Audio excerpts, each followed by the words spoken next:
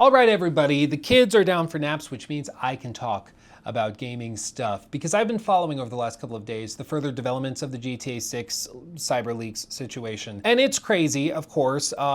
He just dropped another clip of the Gentleman's Club, let's just say. And it's clear that he's not just sitting on 3 clips. Like, people thought maybe he just had 3 clips and then was trying to make it out like he had much more. It's clear that he has more content than we initially thought, but I think more importantly, it's become very, very clear that this is an individual who has a much greater understanding of anonymous internet dealings than a normal person would have. And I'm going to show you and describe some of this because it's very clear. Like, this guy is not just your average Joe Schmo. Initially, when this was happening, we were thinking maybe this is just like a QA tester who was disgruntled and then went online and just started posting clips on 4chan and Twitter, pretending to be like a big brain hacker. I'm not convinced that's the case anymore. It's pretty clear now that people way smarter than me have dug into his website and how he's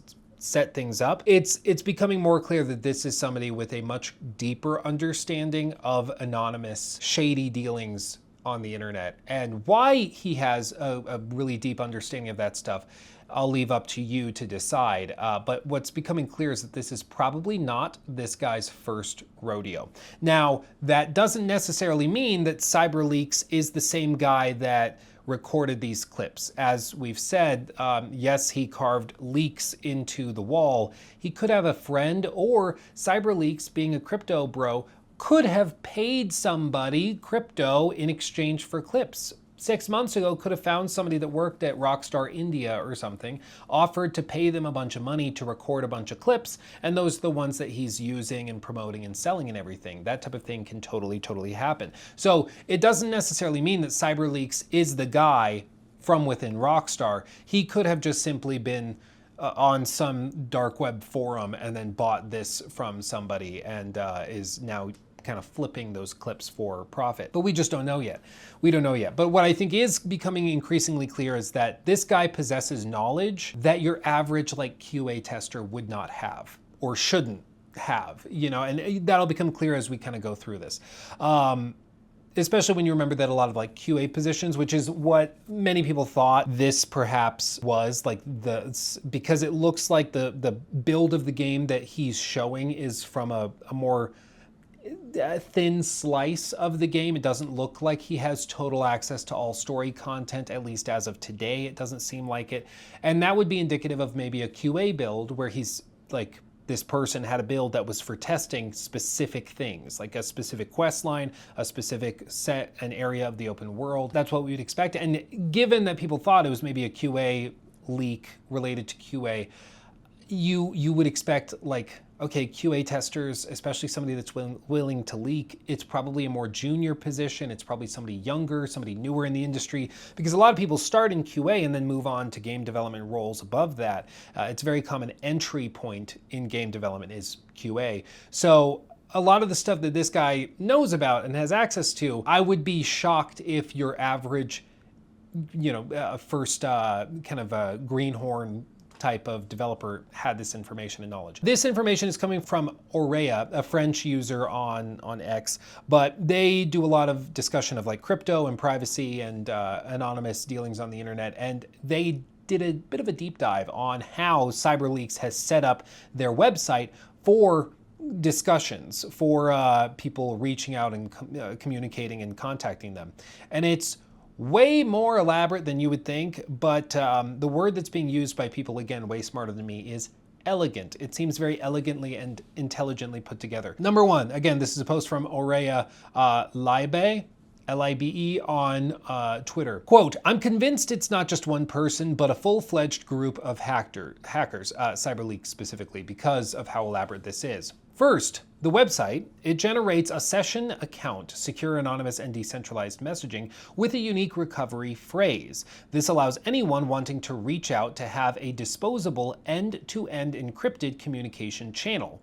Then, the website generates a Monero or XMR donation amount in anonymous cryptocurrency. Unlike Bitcoin, Ethereum, or Solana, its blockchain is private, and transaction amounts are completely obfuscated, so no one can see how much you've sent except the person holding the private key, which is CyberLeak. So already they're using a separate, completely anonymous blockchain to obfuscate everything. It's not like they're just asking for, a Bitcoin in order to share information. No, they're taking added steps. They go on, they ask for 400 XMR, roughly 165,000 US dollars, but what's really fascinating are the figures after the decimal point. Quote, there are 12 decimal places generated alongside the session account serving as unique identifier. When you send that exact amount, so the 400 XMR point 12 digits unique to you that were generated when you entered this conversation, CyberLeak will detect the transaction on the blockchain, extract those 12 decimal places, and then recalculate the corresponding session ID, and then reach out and talk to you. So they're getting like all of these attempted communications flooding in, but the only ones that they will look up are the ones with that 12-digit kind of decimal point associated with the 400 XMR, so that they can see, oh, they paid, okay, and 12 digit, okay, this is the person, this is their conversation because it's unique to that conversation. Okay, we'll talk to them there.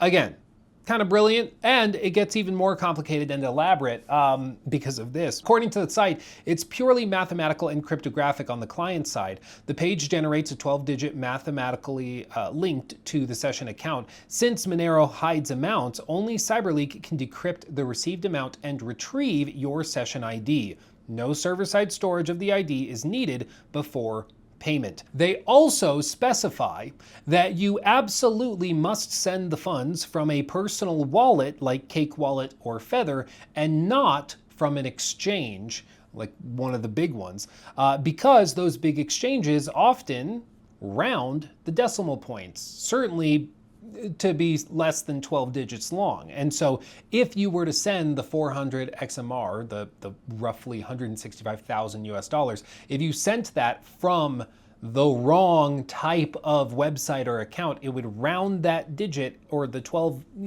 decimal places, and then there's no decrypting your message. Not even CyberLeak would be able to figure out who you are or anything. It would be completely lost in the shuffle and you would be screwed, which is kind of amazing to think of. If somebody was like stupid enough to try and send $165,000 to CyberLeak, if they were to do that, if they sent it the wrong way, they could just lose their money and there's just nothing they could do. Even if CyberLeak was trying to interact with them, there's just nothing they could do. But that's how precise this is, for sake of keeping everything anonymous. He offers a little bit of an editorial opinion piece here. I think it's a pretty elegant system, and you can see the same level of sophistication in their infrastructure. Their site can hardly be taken down for good because it's hosted in a decentralized way on Arweave, permanent and immutable blockchain storage, and its content is accessible via numerous gateways on the AR.io network. These gateways are accessible points or access points that serve the same HTML file stored on Arweave. Taking down one gateway, or even several, changes almost nothing since the site will still be accessible on all the others, and new mirrors can pop up in minutes. All these elements convince me that CyberLeak is a group, not a lone individual. Given their methods, they are pros. Their knowledge of cryptography and decentralized tech suggests we're far from your average script kiddies or hackers who only break in via social engineering. There's real technical mastery here. The somewhat childish trolling vibe might suggest otherwise, but the technical side is beyond doubt. Well, it's always possible to have an immature tech wizard. That's unfortunately probably pretty common. But it paints this picture of somebody that is not just finding video clips on a forum somewhere, or that their buddy recorded for them or something, and then they're just going on Twitter pretending to be a mastermind hacker. This actually does take tech know-how. I mean, whoever is doing this, again, this is probably not their first rodeo. It takes me back to the 2022 leaks that happened when we eventually found out that it was a young autistic boy in a group of other very amazingly talented and brilliant and autistic young men, and they had come together to create a syndicate of mastered wizard coders and hackers. And they could have used their powers for good, but instead they used it to blackmail people. And the story initially was that he was and this group back in 2022, they were just going after like Nvidia and just going after Rockstar, like, yeah, eat the rich.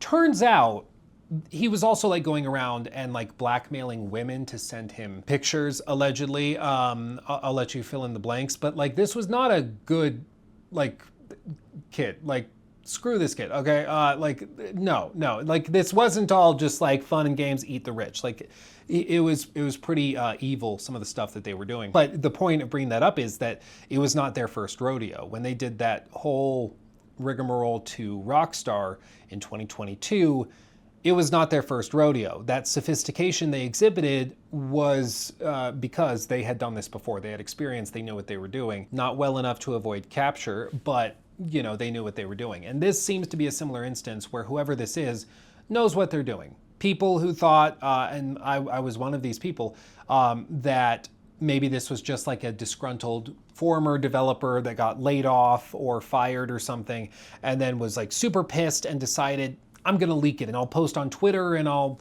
launch a meme coin at the same time. That seems to not be the case. It seems like whoever this is has much more knowledge than a QA tester or a random developer would have. I've had the pleasure of speaking to a lot of very amazing, you know, world-class game devs in my time. I don't think any of them would have this level of knowledge of like anonymous internet communication and like how to obfuscate financial transactions to this extent. You know, how to launch a website in a way that can't be taken down by foreign governments. You know, that starts to get to the point where it's like, why do you know how to do this? You know, I don't think you know how to do this for good reasons. I would suspect that this is not, you know, their first rodeo, and that they probably have been involved in other shady dealings in the past if they know all of these tidbits. But that kind of leaves us with where we're at. The reporting from Jason Schreier just yesterday, I believe it was, he was expressing how Rockstar has no plans to change any of the marketing. They're not going to like expedite anything. There's no plans to delay the game. But he also said that Rockstar apparently, as of yesterday, did not know, for one, how this leak happened, where it's originated from. They don't even necessarily know exactly which branch of the company this might have come from yet, at least. And it's not like, you know, they're zeroing in. It's still very much up in the air. Now, we do know Take-Two Interactive is taking steps, at least as big of steps as they can manage. They subpoenaed Microsoft. They've talked with Xbox, and Xbox is helping them. Discord is helping them and has been subpoenaed for information and accounts related to cyber leaks. Even Dark Viper AU, his like Discord channel, or his editor's Discord channel, I think it was mentioned in the subpoenas from Rockstar, which is wild. Like, that's crazy. They're casting a wide net because they don't know where this guy is hiding and they want to find him, obviously. I'm really curious if they're going to be able to, frankly. It's clear that this guy is not doing this for, like, you know, physical media, like he kind of initially presented it. This is very much like a money-making operation. He just sold, a few minutes ago, he just apparently sold his dev share of the tokens, at least that's my understanding. So there's not gonna be like a big rug pull of the meme coin, but he is making money on transaction fees every time somebody trades the meme coin back and forth. So he still is making money that way. I could be mistaken on the details of that. I'm not familiar with meme coins. You'll have to ask Boogie. It's not my... not my realm of expertise, but it's fascinating to see how it really does look like there's nothing like anybody can really do to stop him. It's unfortunate because I think it's revealing things that would have been cool to discover ourselves when the game is formally revealed and when we actually get our hands on it. But I guess to his credit, and you know, this could change in a moment's notice, but to his credit, he has not spoiled story stuff, which I thought he probably would. I thought he'd be like, pay me $1 million right now or I'm gonna spoil the endings. Maybe he does eventually do that, but as of right now, he hasn't. And it might be because he can't, and the piece of the game that he had access to or has access to is really limited in scope. Or it could be that he's not wanting to do that. He just wants to make Rockstar upset. I don't know. But my current feeling and my suspicion is that at this point, I still think that he had access to a build of the game at some point in the past. I don't personally think he still has access to it. I don't think he can hit play on his PC today and play a build of the game. I could be, of course, wrong about that, but everything we've seen would also be perfectly explainable, as far as I can tell, by him having access and recording a bunch of clips in the past. What would change that is if he were to go and, like, you know, somebody says, carve in, you know, the breaking news story of like on the Wall Street Journal for Monday.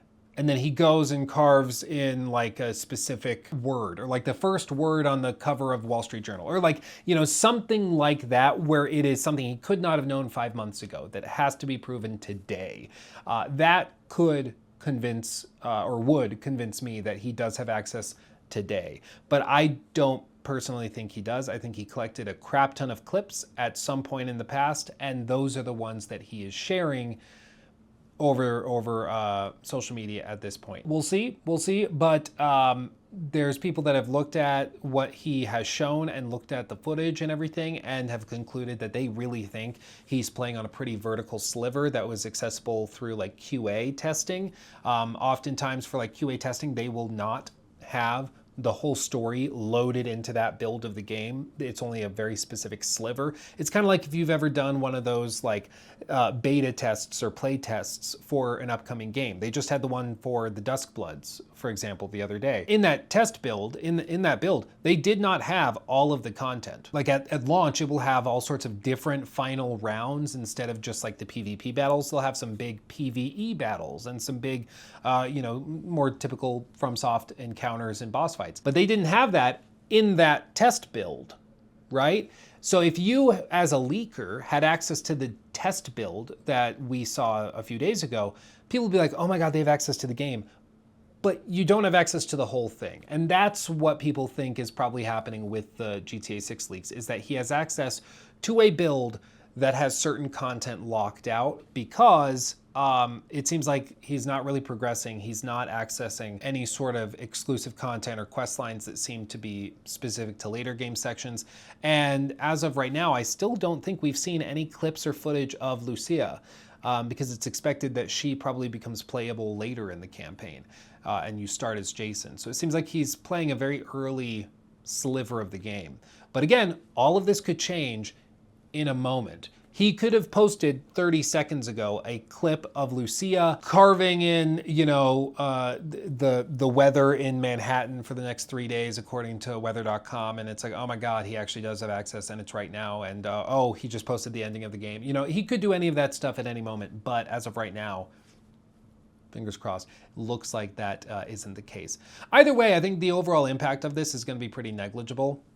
If anything, I think it's hyping people up more, frankly. I've seen more people praise like the flying clip that he shared and be like, oh my God, it looks amazing. Like I haven't seen anybody who's like, I'm canceling my pre-order, except for people that are like trying to rage bait on Twitter for engagement.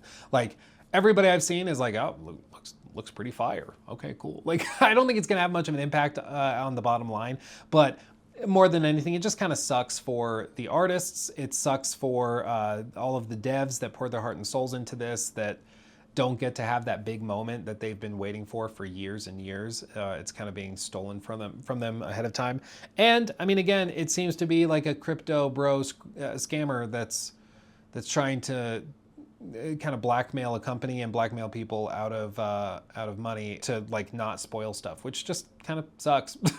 You know, I get it. Initially he was like, oh, I'm like Robin Hood, I'm helping the little guy, and then it just full mask off, it was all crypto, you know, whatever. But we'll see. Either way, the main takeaway of all of this is that this is a much more sophisticated operation than we initially thought. And I think that this guy or these guys, if it's a team, I think this is not their first rodeo. Just like in 2022, when it became clear that those guys had experience and there was a reason why they knew how to, you know, do things in this really covert, anonymous way. I think there's probably a reason these guys have done it before. And that's probably where a lot of this investigation is going to go, is searching previous potential behaviors from this group or this individual, because I would bet you good money he's done this type of thing before. Maybe under a different name, but I don't think this is this guy's first rodeo. But that's gonna do it for me. Thanks for watching, thanks for chilling. Make sure to subscribe if you have not already. Something like 60 to 70% of you guys that watch these clips are not actually subscribed. So get subscribed, then you get notified of new videos and uploads when they happen. Until next time, my friends, much love. I'll see you in the next one. Hugs and kisses. Bye-bye. He took my thing.